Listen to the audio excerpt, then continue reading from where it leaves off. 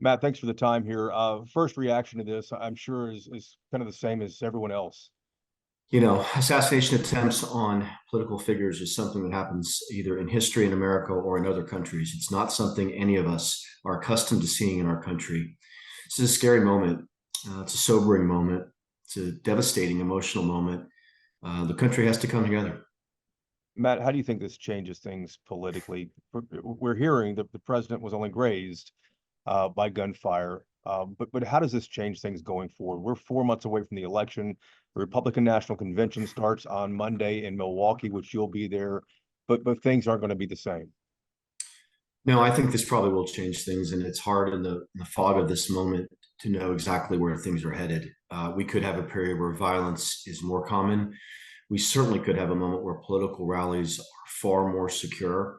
I had the privilege of doing White House Advance in the 2005 calendar year for both former President Bush and former Vice President Cheney.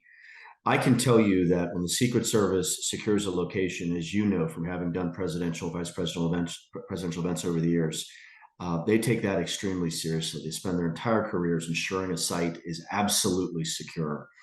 So there are going to be a lot of questions for the Secret Service, for local law enforcement about how this happened. Was the shooter inside the perimeter? It appears he was on a rooftop. One of the eyewitnesses, a former ambassador to the United Nations, said he thought it was 100 to 120 feet from the stage. We're going to want to know whether he was inside the perimeter or not. If he was inside the perimeter, how did he get a weapon? If he was outside the perimeter, why was that location not secured? Because it was from an elevated position. So how does this change things? Look, President Trump was courageous and defiant in those seconds after what must be the scariest moment of his entire life. I think some of the images from him getting up and raising that fist are going to become iconic images in American political history. There will be a rallying effect in the country around Trump. There's no question about that. This could be the defining moment of the campaign. It also may be something 2 months from now that seems like it's 2 years ago. It's very hard to know in this moment how it will play out. But heading into the national convention, you can be sure of one thing. We're going to have 10 times or 100 times as much security in Milwaukee as we thought we needed 2 hours ago. Do you think the president still accepts a nomination on Thursday night in Milwaukee? I do, absent some much more serious health situation than what we appear to know at the moment.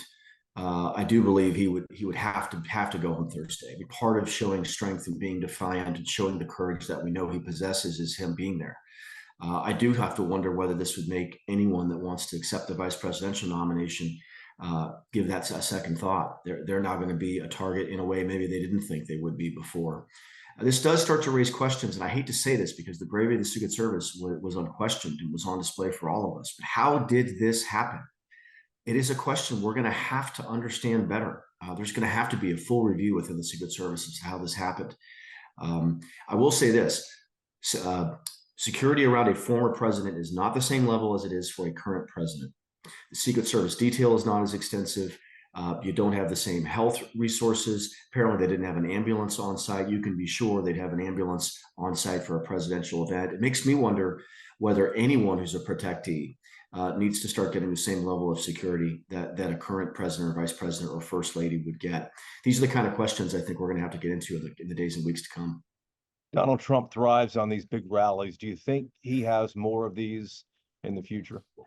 Yeah, I mean, he's going to get a lot of different advice about that. First of all, I think he's going to want to do more rallies, but I imagine both he and his wife, Melania, the former first lady, are going to have lots of questions about security. It could be that the crowds will be smaller. It could be he'll be behind bulletproof see-through glass, like what you see the Pope use. It could be it'll be only in indoor locations where they can completely control a site. Secret Service is going to have to completely reassess what kinds of locations he can hold rallies at, because this cannot happen again. I mean, this bullet was a millimeter or a centimeter from killing him instantly. It apparently grazed his ear.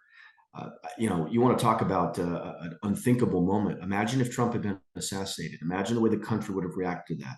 Imagine what that would have meant. It's unthinkable, but it's not unimaginable given what we just witnessed. And then the last thing I was going to ask you about, you and I have been in the political sphere for decades here.